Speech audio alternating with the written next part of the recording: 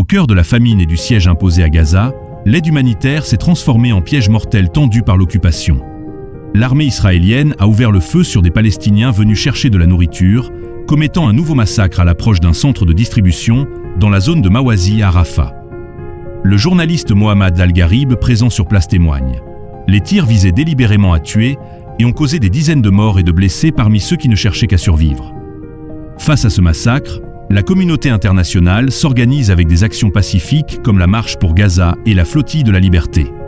Marche to Gaza est une coalition internationale citoyenne regroupant plus de 32 pays et plus de 10 000 participants venus du monde entier. Tous se préparent à marcher en direction du poste frontalier de Rafah le 15 juin. La marche pacifique est soutenue par le Dr Hicham El-Gawi qui a effectué 2 voyages humanitaires à Gaza, ainsi que par le petit-fils de Nelson Mandela.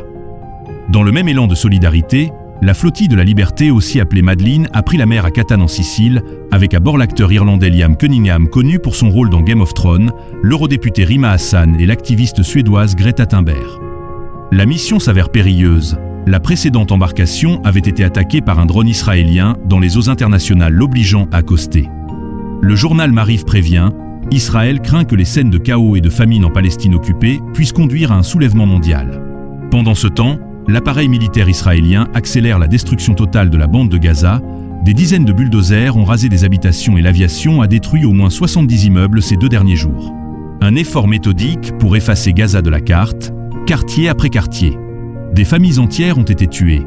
Les tentes des déplacés dans la région de Mawazi à Khan Yunis ont aussi été bombardées. Cette stratégie s'est retournée contre eux quand la résistance palestinienne s'est engagée dans de lourds combats à Jabalia le 2 juin. Pas moins de 3 incidents de sécurité ont été signalés par l'armée d'occupation.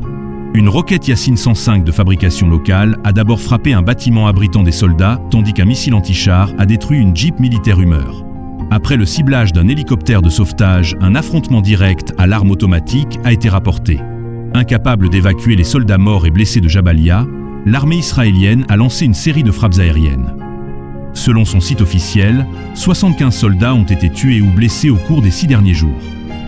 Al Jazeera a précédemment rapporté que les brigades Al-Quds ont récupéré 170 kg d'explosifs largués par des drones israéliens dans le quartier de Tufa.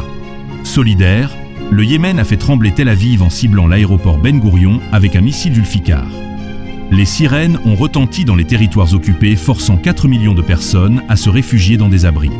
La défense aérienne israélienne a échoué à intercepter le missile qui a failli toucher la tour de contrôle. Nasser al-Din Amer le clame dans les médias d'Ansarallah, Gaza n'est pas seul. Alors que le monde se lève contre ce génocide et ce blocus humanitaire, le point de non-retour semble atteint. Les mots n'ont plus de sens pour décrire ce massacre. Le monde peut-il encore tolérer cela ?